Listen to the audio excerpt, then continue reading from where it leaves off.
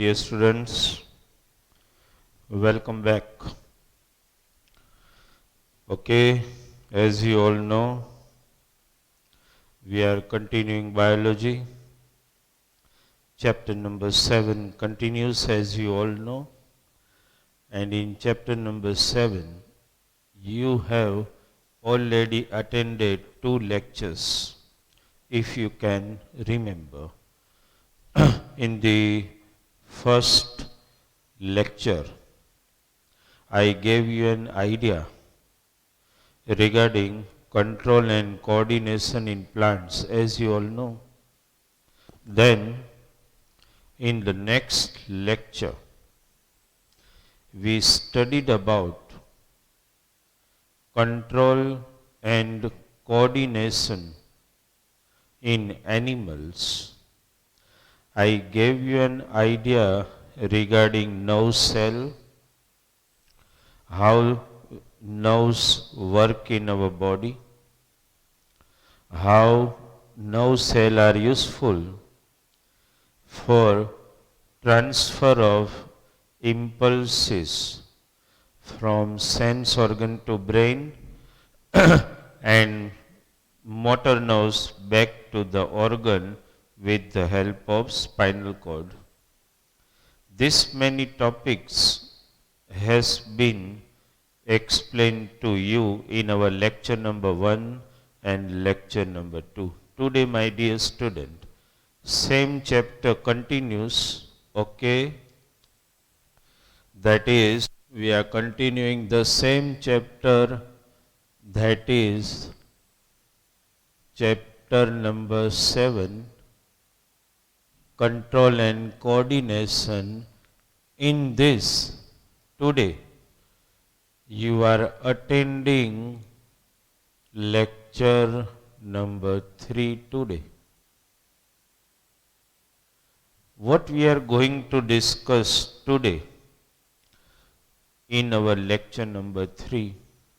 So today, in our lecture number 3, we are actually going to discuss internal, as you all know, that in previous lecture I explained you that brain and spinal cord constitute our CNS, our central nervous system.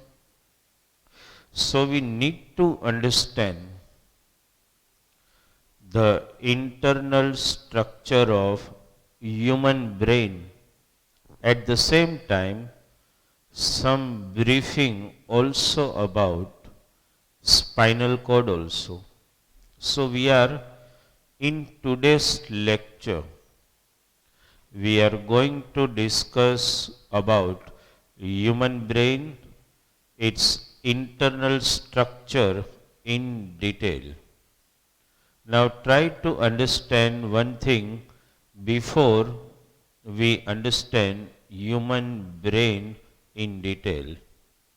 As you all know, that our human brain, the diagram which we are trying to show, the diagram of human brain here is actually a longitudinal section of the brain, how it can be visualized. In fact, if you think another way, so suppose you try to observe human brain, suppose from top, so it looks like this. If you just try to observe human brain from top, it looks like this. This is maybe the top view of the human brain. Understood? But we are not going to study the top view of human brain. This is actually top view of our human brain. Actually, if you try to observe our human brain from the top, then how it looks like. If you try to observe a human brain from top, it looks like that it is made up of. Can you see from the top if we try to observe our human brain? It looks like that it is made up of two cerebral hemisphere. From the top, if you minutely observe, actually, so from the top itself, if you try to observe it, it looks like that two cerebral hemisphere are separate. It looks like this, that they are separate, but in fact it is not.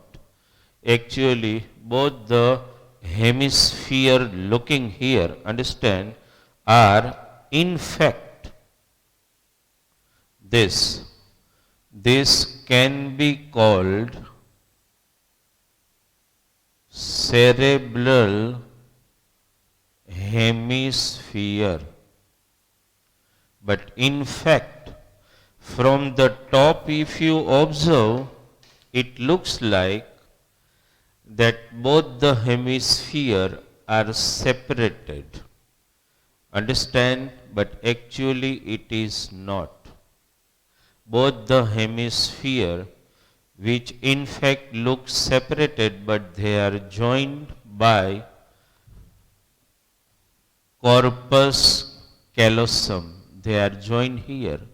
Actually, they are joined by, understand, corpus callosum. I just write only callosum, then also it is enough. Okay.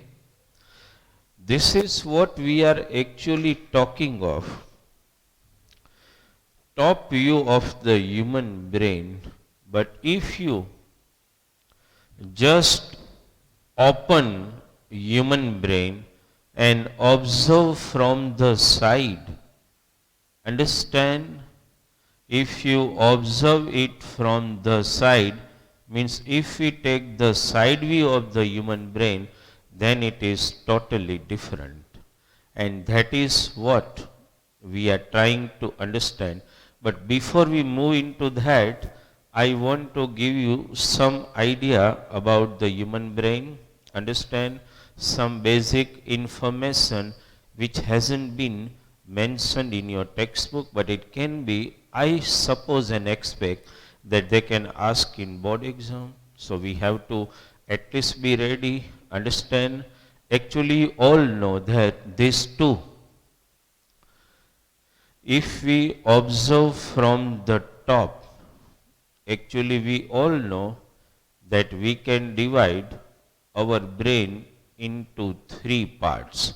For simplicity of study, that is forebrain, midbrain and hindbrain. Forebrain is actually, we will discuss just now, we divide human brain into three parts actually. Understand? These three parts, you can say the first part is forebrain. Actually, forebrain, that is the largest part of human brain. Then if you write the second one, that is midbrain, and the third one, forebrain, midbrain and hindbrain.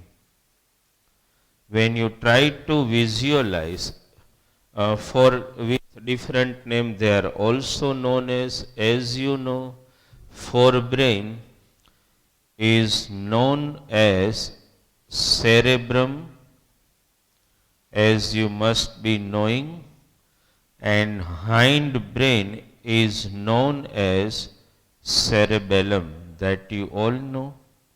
Midbrain does not have any such name. Now my dear student, try to understand, actually forebrain is the largest part of human brain. Understand? Right? So we have divided, and actually when you observe, try to observe our brain from the top. This is only forebrain becomes visualized. We are not able to see midbrain and hindbrain. If you want to see midbrain and hindbrain, then you have to see from the side view. That's why we are actually looking by cutting the brain into two parts, and we are visualizing brain from the side view so that other parts of the brain become visual. Understand? Okay. So just now what I am giving idea, I have also written one word, if you can see, cerebral hemisphere. What does it mean? Actually cerebral hemisphere means two hemisphere. It's a part of large brain only, forebrain only. And from the top view, hindbrain as well as midbrain are not visualized. So when I am talking of cerebral hemisphere, I am talking of forebrain only, largest part of your brain. Understand? They are actually joined from the dorsal view, from the top. They looks like they are separate, but they are joined by corpus callosum, one type of tissues, you can say. Understand? Now let us try to study what diagram we are showing. That is the side view, means you cut human brain from here and visualize from the side. That is what we are trying to understand and draw here. Okay. So, and my dear student, do you know what is the weight of brain of a normal human being? The weight of brain for normal human being means adult, that is approximately 1350 gram. Understand? Now let us try to draw the structure of human brain and try to understand it. Okay, chalo. First, we are seeing the side view. That must be in your mind. Okay, let us try to understand it. First, human brain we are going to draw. Okay.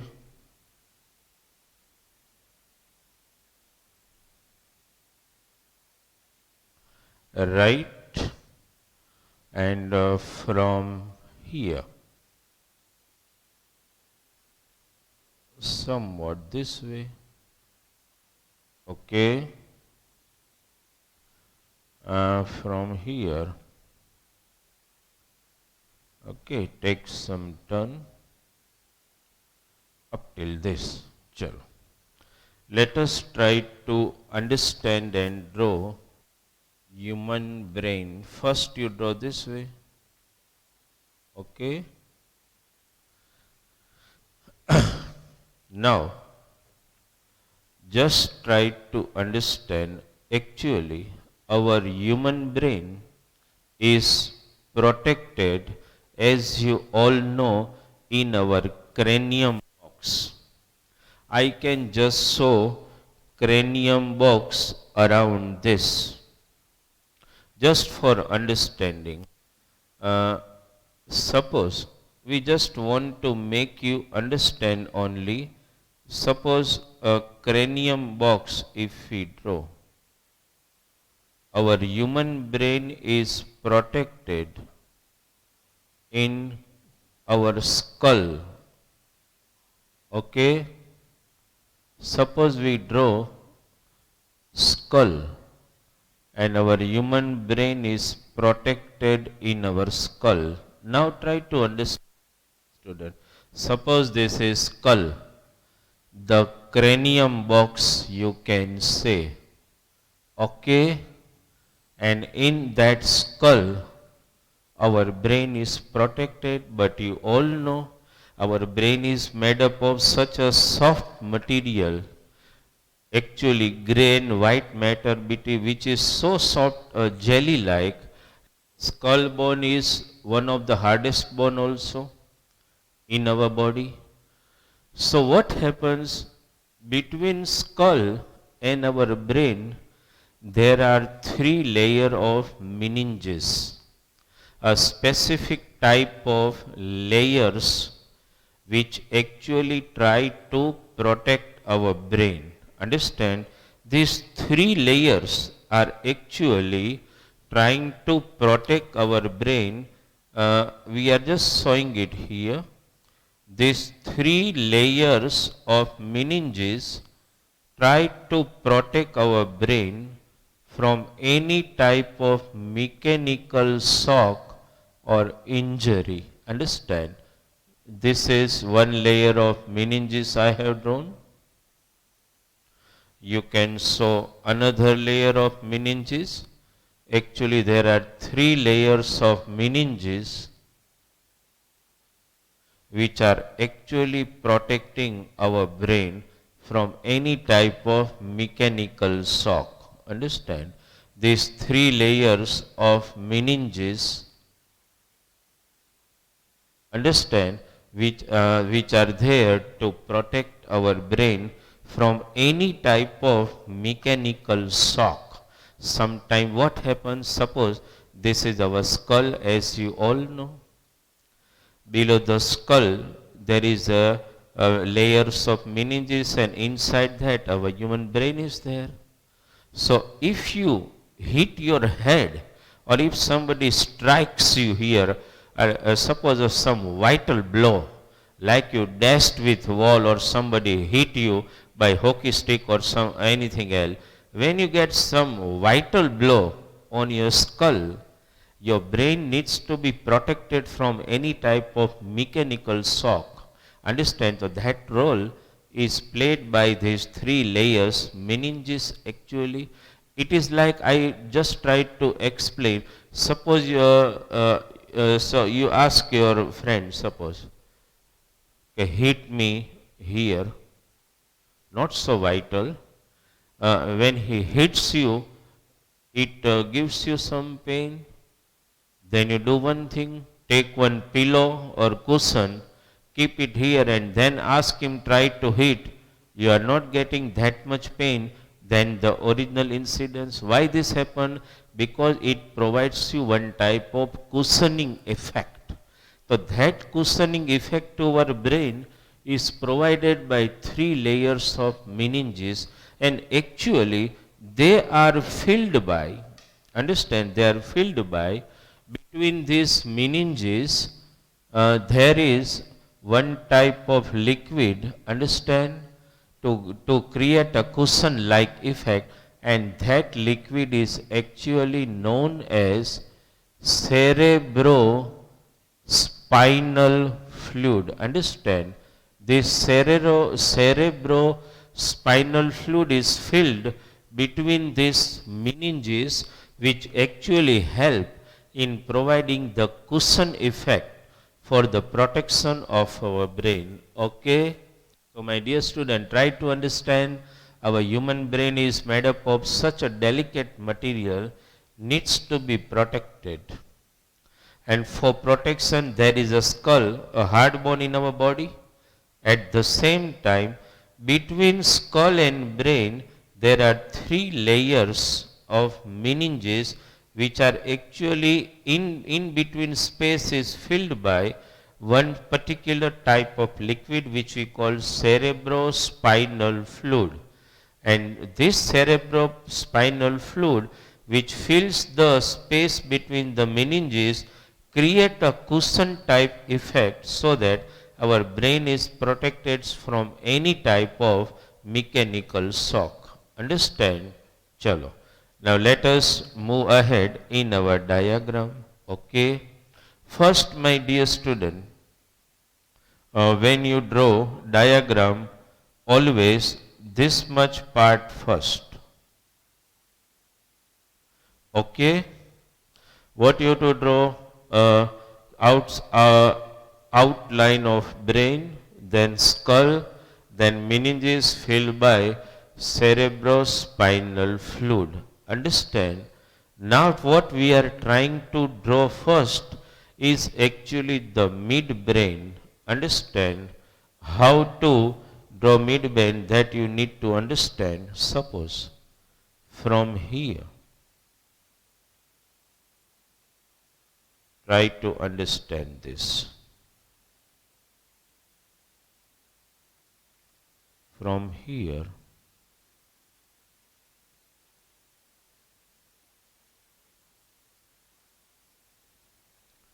okay,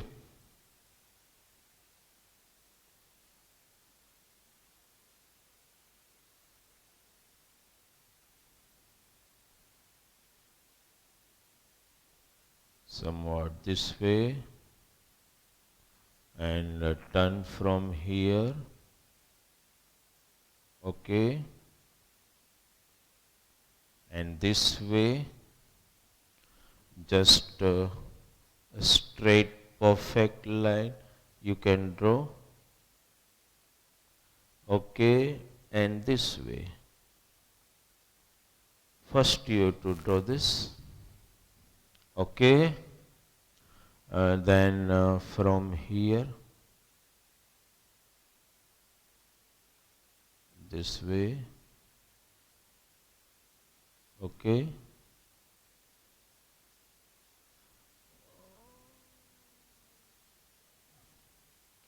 So first you have to try to draw actually midbrain. Understand? After drawing the midbrain, what we are trying to draw is actually just below here. Here lies actually pituitary gland. So before we move, you have to make diagram in this way. Here, take two turns here this way, okay, and then this way. Right here, as you know, you have already done this way, a straight line, okay, join from here, here somewhat this way, okay, and then you try to cover it. With this turn, you have to take turn this way, okay, then this way,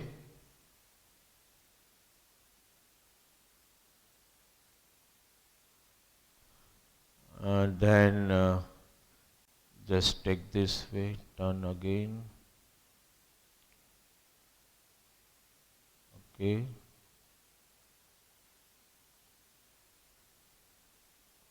and then from here we have to show small brain.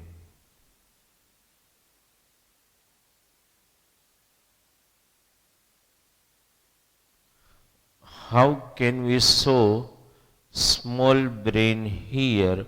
So you have drawn tree type structure, that way only you can draw it here. Tree type structure, like suppose this way, make three branches of tree look like that way. Small brain, and from here this way,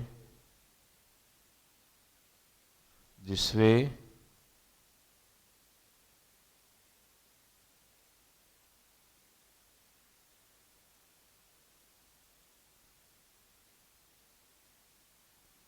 this is small brain actually. Understood, right? So this much structure first is required by you. Okay, this is what you need to understand. Atlu, this much you have to draw first. How much we have drawn, you understood in the brain? Right? Most of the part of the brain we have shown.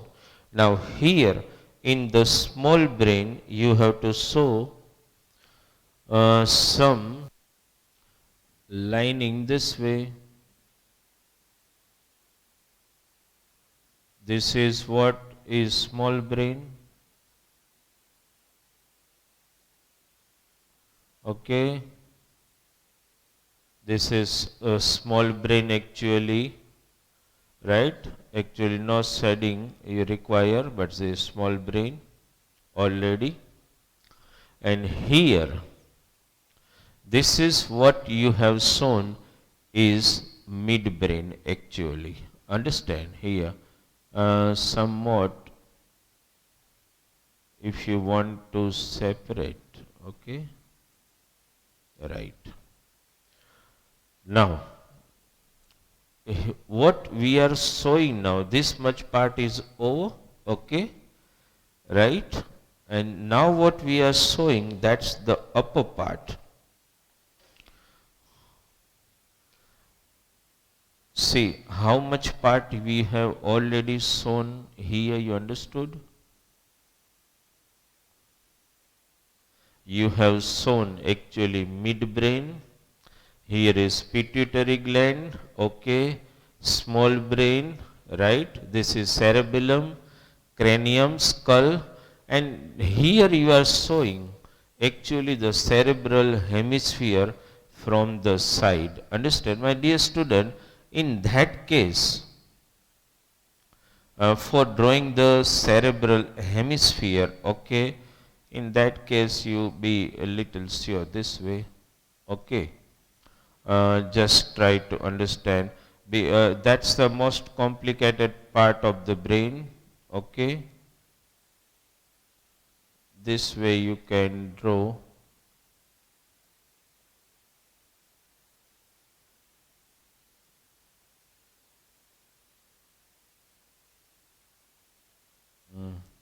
Make different turn. It will be useful to show this, okay. Move this way. So turn this way. Okay, cut from here this way. Exaction is not required here, right? No need for the exaction in this. This becomes sufficient this way now.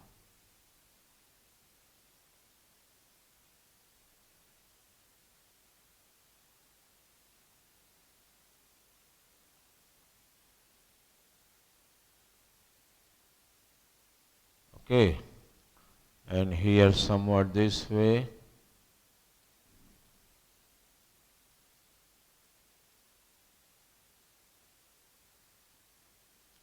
Okay, and then a little bit curves this way. This way, so some curves diagram gets completed. Okay.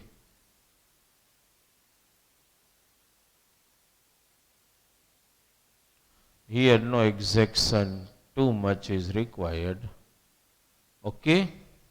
So this is how the structure of brain we have drawn, and let me label all parts here. Skull we mentioned, meninges we mentioned, cerebrospinal fluid we mentioned, and this is actually, this one, understood, is called forebrain, or I can say cerebrum. Understand? This is cerebrum.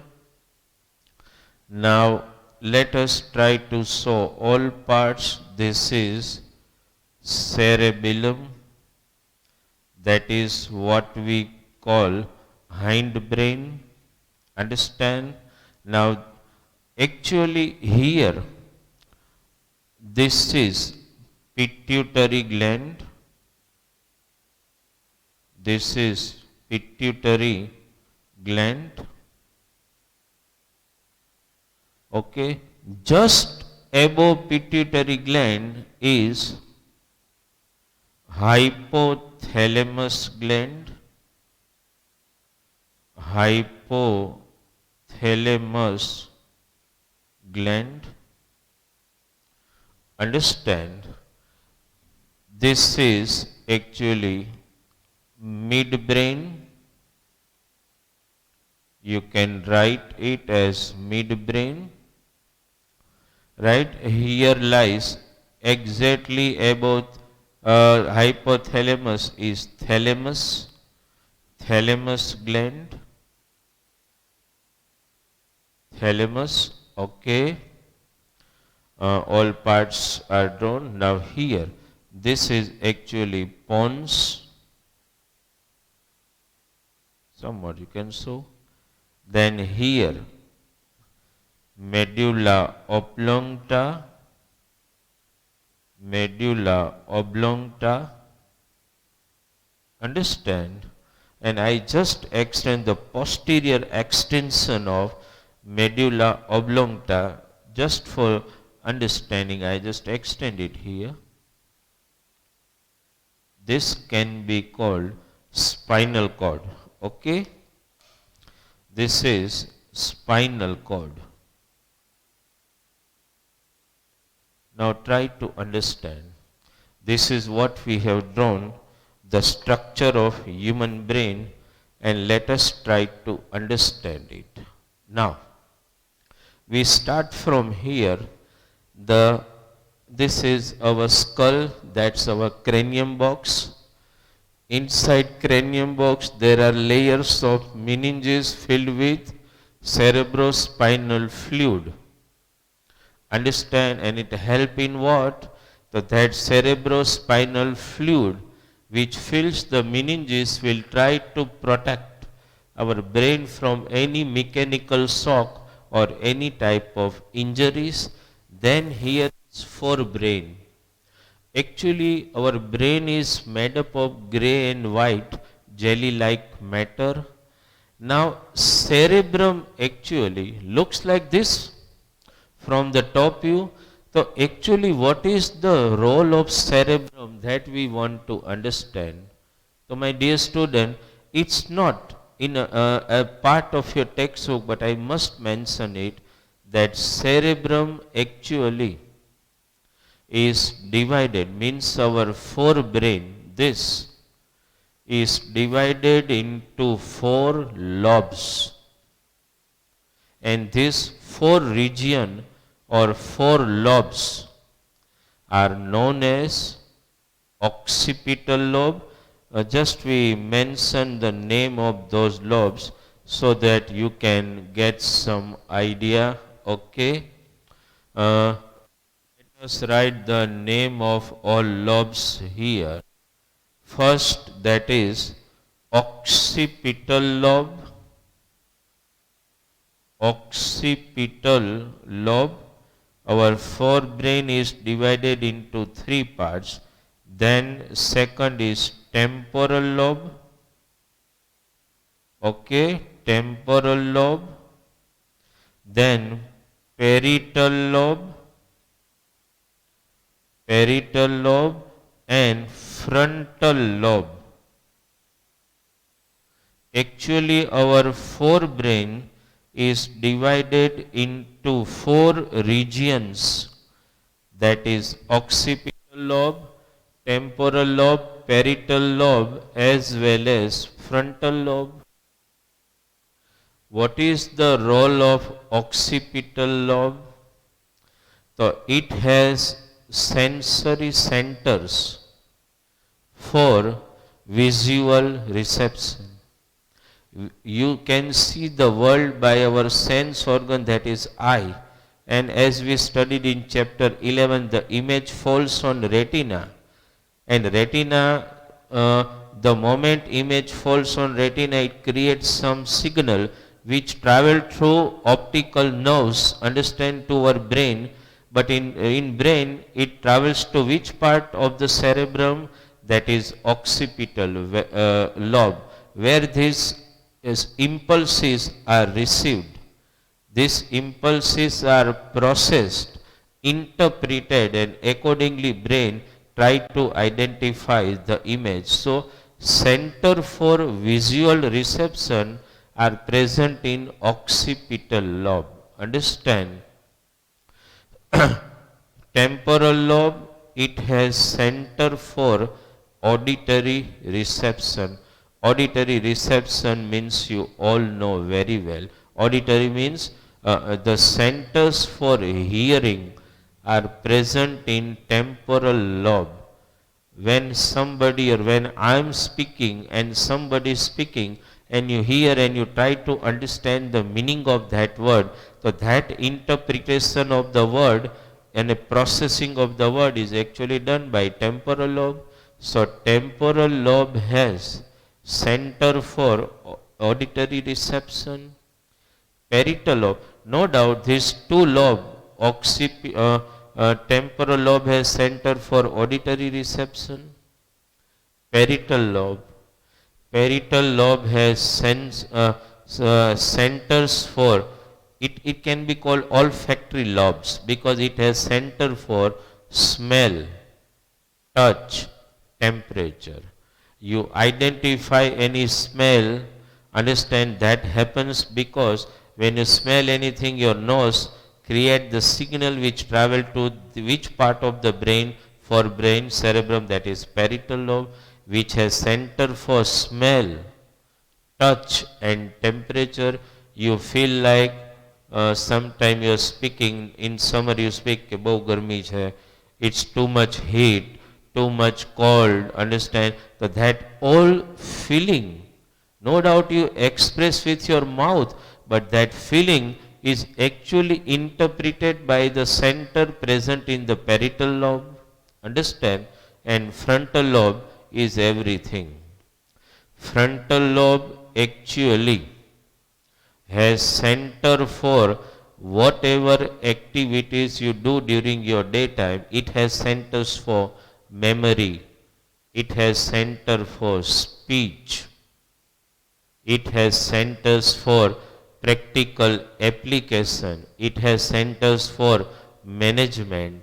That means the moment you wake up and you do all activity, no activity you do without thinking, as you all know. Understand? The moment you wake up, this part, frontal lobe of the brain becomes active. No doubt all other lobes are active itself, but speech, thought, memory, thinking, application, that is all done by frontal lobe. Actually, in cerebrum, frontal lobe and parietal lobe are large in size compared to occipital lobe and temporal lobe. And my dear student, you should understand one thing, that our cerebrum is actually covered by a highly convoluted structure which we call cerebral cortex. Try to understand this. It is covered by, understand, a highly convoluted structure which you can say cerebral cortex. It is such a highly convoluted structure present on the surface of cerebrum that it gives its a large area, because it is highly convoluted structure, look like wrinkles, understand? And my dear student, remember one thing, those person who has more wrinkles, that means large cerebral cortex has got good memory and good intelligence power, understand? So cerebrum is large brain, forebrain, the most important part of your brain, because you just sum up this, your whole life is here. Frontal lobe, speech, thinking, memory, management, practical application, everything. Parietal lobe, smell, touch, temperature. Temporal lobe, auditory reception, occipital lobe, visual reception, everything actually confines, understand, to your cerebrum. Means the moment you wake up and the moment you sleep, till that, all these four lobes are very, very active. And you have seen one thing sometime, if somebody gets some vital injury, understand, in the skull, and blood clot take place, clotting of blood, in any lobe, suppose clotting of blood has taken place in occipital lobe, that means what? Occipital lobe has got center for visual reception. Now that person who is getting the clotting of blood in occipital lobe is able to visualize thing, no doubt, but is not able to identify. We have seen in film sometime that if somebody has got some mechanical injury, understand, in forebrain, then he is not even able to identify his close relative. That happens. Blood clotting take place in these lobes due to mechanical injury, and by surgery or by proper medicine, again the blood flow can be made normal and person can be saved. Understand? So this is about cerebrum. Understand? Now, if just try to think your frontal lobe got some clotting of blood, what happens? You are losing your memory. You are not able to identify any, you lose your memory completely. So this can happen. Understand? So cerebrum, role of the cerebrum is very important. Now, what is actually the, come here, role of the midbrain actually. So midbrain has one role, that is, it transfers sensory information. We have studied every sensory information comes from spinal cord to brain. So any sensory information reaches to cerebrum via midbrain. Understand? So what is the role of midbrain actually? To transfer sensory information to our forebrain, that is cerebrum. Just note down, some point are not mentioned in the textbook. What is the role of the midbrain? To transfer sensory information, understand, to our cerebrum. At the same time, midbrain has any other vital role in our body? Yes, definitely. Midbrain also play a very important role in the reflex action of our eye, head and neck. Eye, head and neck, sometimes somebody wants to hit and you move your head and neck this way. So that reflex action of a winking of eye, somebody tried to hit, you close it. So the reflex action of eye, head and neck is also supported by midbrain. You understood this? Now, come to, you noted down the role of the midbrain, so that's the transfer of sensory information to cerebrum. At the same time, it also controls the reflex action of our head, neck and eye. Here, hypothalamus gland. What is the role of hypothalamus? So actually all information, sensory information passed to the cerebrum, all sensory information passed to the cerebrum via hypothalamus gland. But at the same time, hypothalamus gland also plays some important role in the controlling process of hunger, thirst, blood pressure, etc. Well, hypothalamus play this role also, but my dear student, there is no mention in the textbook in detail, but I must say, see, I have shown pituitary gland here, and this is, suppose we just show for your understanding only, okay? Suppose this is hypothalamus gland, try to understand, and this is pituitary gland. Actually what happens, I already explained you the role of hypothalamus, that is the transfer of sensory information to our forebrain. At the same time, it is indulging in the activity of control on hunger, thirst, blood pressure, even breathing, etc. Now at the same time, hypothalamus has other role also, which is actually not mentioned in your textbook, but my dear student, you should know that we will understand in next lecture, lots of hormones in our body are released by pituitary gland. But pituitary gland is actually under the control of hypothalamus gland. We actually utilize the word, we will also discuss in detail in our next lecture, that pituitary gland is the master gland in our body because it secretes so many important hormones, but actually pituitary gland is controlled by hypothalamus. So you can also mention one point here that some hormones are released from, we'll discuss in next lecture, some hormones are released from hypothalamus gland which actually control the activities of pituitary gland, function of pituitary gland to secrete particular type of hormones. Okay, now what is the now the part of the hind brain? Hind brain has three parts: cerebellum, pons, and medulla oblongata. Three parts of the hind brain. What is the role of pons first? The role of pons is to control the process of respiration. Role of the cerebellum. So actually cerebellum helps to maintain your body posture and balance of your body at the time when you are walking. Understand? A small child when grow and try to walk, he is not able to balance his body. At the same time, when you try to walk and when you try to run, jump, or when you are moving on a string, understand? Even you are dancing, in skit dancing, in skitting also we have, skating also we have seen it, understand? Those skaters, right, they need actually to balance their body. So that posture and balance of the body during dancing, walking, running, jumping, everywhere, wherever there is a balance process, that is controlled by your cerebellum.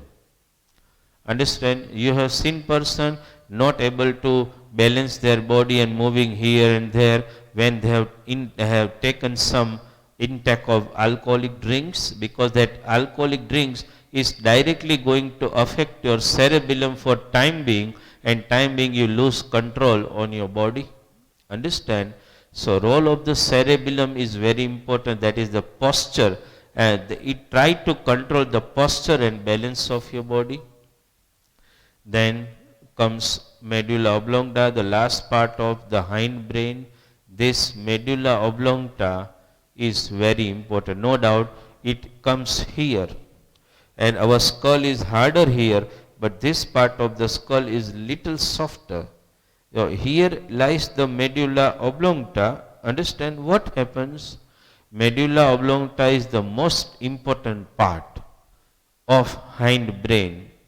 If I just mention the function of medulla oblongata, you will understand the importance of it. It controls peristaltic movement of alimentary canal. That means the function of digestive system is under its control, which is not in our control, as you know. It also control our heartbeat. It also control our blood pressure. It also control the activity of sneezing, vomiting, swallowing. So many functions or activity or processes in our body are supported by medulla oblongata. The most important is respiratory rate, heartbeat and blood pressure.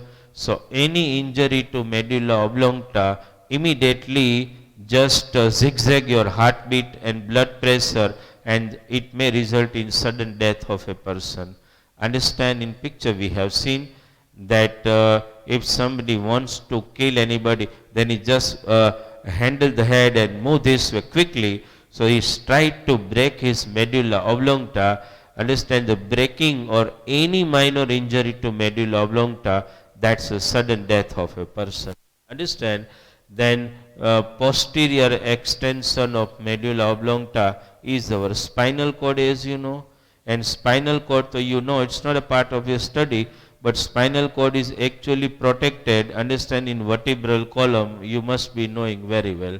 Just let me show you little. Spinal cord actually is protected, as you all know, understand, in vertebral column. Okay, inside vertebral column, which is a bead like structure, spinal cord is there. Okay, and from this spinal cord, as you all know, 23, this is suppose spinal cord inside, understand, suppose this is spinal cord, and this is vertebral column, this is spinal cord. You all know that 31 pairs of mixed nerves, understand, arises from spinal cord. Why I utilize the word mixed nerves? Because spinal cord does two type of function. It has to pass sensory information to brain, and it has to not only, suppose here is organ. So any organ passes impulse through nerves to spinal cord passes it to brain, get order from brain, it comes to spinal cord, and the order are back to the organ. So spinal has got a 31 pairs of spinal nerves actually, the transfer of information. Understood, my dear students? So structure of brain, understand, has been over. Before we end, let's have a quick look at that. Cranium box, skull. Inside the skull there are 3 layers of meninges, which are actually filled by cerebrospinal fluid, and inside that our brain is there, which is made up of grey and white matter. Grey matter actually forms the surrounding, middle part is of white matter, jelly like material, understand. Any mechanical shock can be absorbed by these 3 layers of meninges filled by a particular liquid called cerebrospinal. Understand? Then we understood the role of midbrain. What is its role? Transfer of sensory information to cerebrum. At the same time, it also controls the reflex action of eye, head and neck, hypothalamus, also to pass sensory information as well as to control the activity of processes of hunger, thirst, blood pressure, breathing, and then comes the pons, help in the process of respiration, cerebellum, help in the process of body balance and body posture, as you know, understand. Then we discuss the role of pons, medulla oblongata. I already explained you what. It is very important part in the brain, understand, though it lies in the here, just below here and above the spinal cord, but that part is very delicate and it controls so many activity, understand, in our body. I mention all activity that you know: swallowing, coughing, sneezing, vomiting, heart, peristaltic movement of alimentary canal, heartbeat, blood pressure, and even at the same time secretion of saliva is also supported by it. So any injury to medulla oblongata may result in sure death. Understand? So my dear student, we understood about the most beautiful gift of God, nature to us, that is human brain. And our brain is almost weighing 1350 gram. Understand? That means 1350 gram, right? And our brain, we are controlling the whole world, under other animals, other creature on account of the human brain, because that gives us memory thinking process. And that thinking process only made us a super ape from ape. Understood? So we discussed in detail about the structure of human brain. Okay. So in the next lecture we will discuss about various types of hormones secreted by endocrine glands and exocrine glands, in our body. So, thank you very much from Bharat sir for today's lecture. Okay, thank you very much.